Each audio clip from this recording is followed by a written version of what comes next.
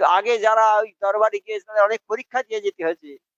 আমার মোর্শেদ যখন যান কোনো অলির দরবারে, তখন সর্বপ্রথম যে অলি আল্লাহর দরবারে গিয়েছিলেন, তা বলেছিলেন, তোমার বাবা তোমাকে এই যত লোক আসবে তাদের জুতোটা সোজা করে দিতে হবে।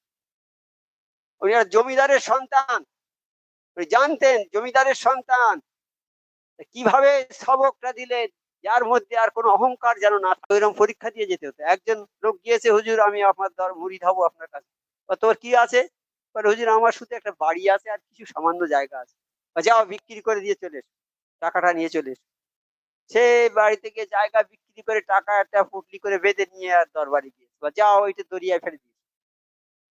তা সে গিয়েছে, দরিয়ায় গিয়ে বসে রয়েছে, এত টাকা ফেলি কি করে, চিন্তা করছে, কষ্ট হচ্ছে খুব। টাকা তো গরিব মানুষ, অত টাকা ফেলি কি করে, বলে একটা একটা করে হয়েছে, একটা একটা করে হয়েছে ফেলে দেরি হয়ে গেছে অনেক। ফিরে এবার কি গো, এত দেরি কেন হলো, এত দেরি হলো কেন?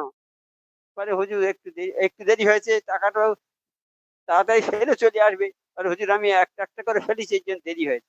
যাও তোমাকে মুরিদ করবো না, চল যাও। তারপরে কান্নাকাটি করছে হুজুর, কান্নাকাটি করে কাঁদে আর ছাড়ে না, কাঁদছে, কান্নাই তো কান্না। আচ্ছা যাও, তাকে মুরিদ করে দিল। তা আমাদের যদি সেরকম হতো তাহলে কি হতো, আমরা অনেকে চান্স পেতাম কি?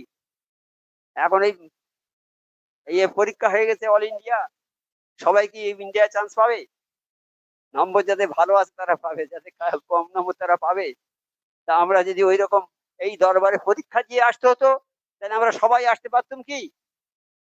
আমার মোর্শেদ কত বড় দয়াবান, তিনি কোনো পরীক্ষা ছাড়া বিনা পরীক্ষায় আমাদের এখানে যে বাবা এসো তোমরা, তোমরা এসো এখানে, হ্যাঁ তোমরা সবাই এসো।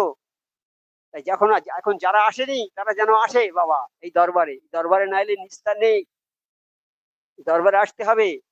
এই দরবারে এলেই তাদের পরিবর্তন আল্লাহ করে দেবে, নিশ্চয়ই পরিবর্তন হবে এই দরবারে।